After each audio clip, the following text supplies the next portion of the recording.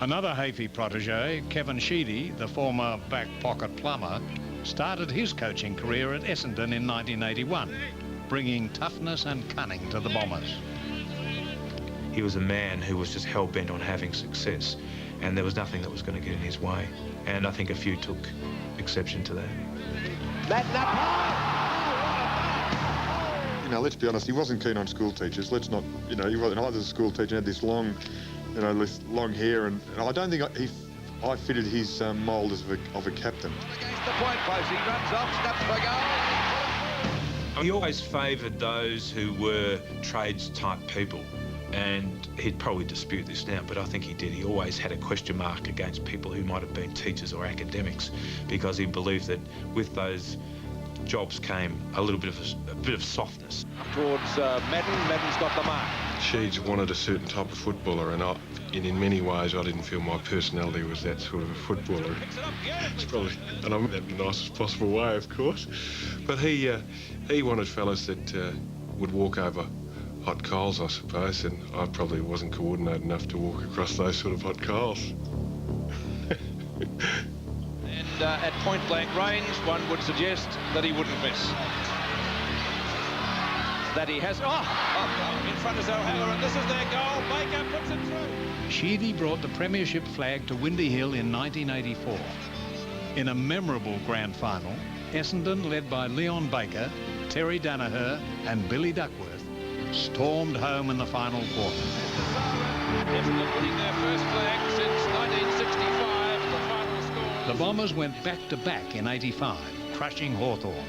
But the grand final was memorable for the arrival and departure of two of the Hawks' greatest. Lee Matthews bid a tearful farewell atop his teammates' shoulders, while Dermot Brereton kicked 8 goals in one of the best ever lone efforts in grand final history.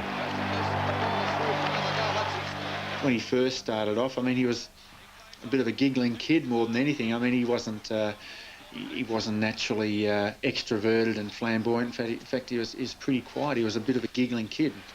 That's where his nickname came from, you know, from the kid. Foles dispossessed. Brereton, he could get his name in the record books if that's a goal. It is. Good on him. He's broken the record. 8 goals. That's a fantastic end. You know, all the really great marks and all the flashy goals and all the things which people as a spectator love to see in Australian rules football, those acts are committed by people who are in the game in their first, second or third year, unless it's a freak like Gary Ablett, because they've got flamboyance there. That's what's got them there. Once they get into the team to be a good team player, they get regimented. Jason Dunstall kicks for goal, but somebody's come over the mark. He's reversed it against Brereton. Oh, that's bad. Well, I reckon they were both doing it. I think that's a poor decision. Well, maybe Dermot took his chance.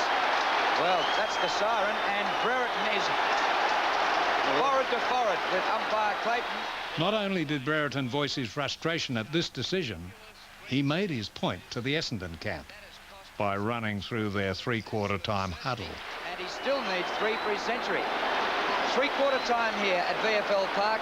Controversial. Pushed past a couple of blokes, and I saw Sheedy go past, and I knew I was halfway once you see the coach go past. And then we get to the other side, and there was, you know, Duckworth and Wallace and those types of blokes, and I really started to think, ooh, I could be in a bit of trouble here, because I'd slowed down with momentum by then.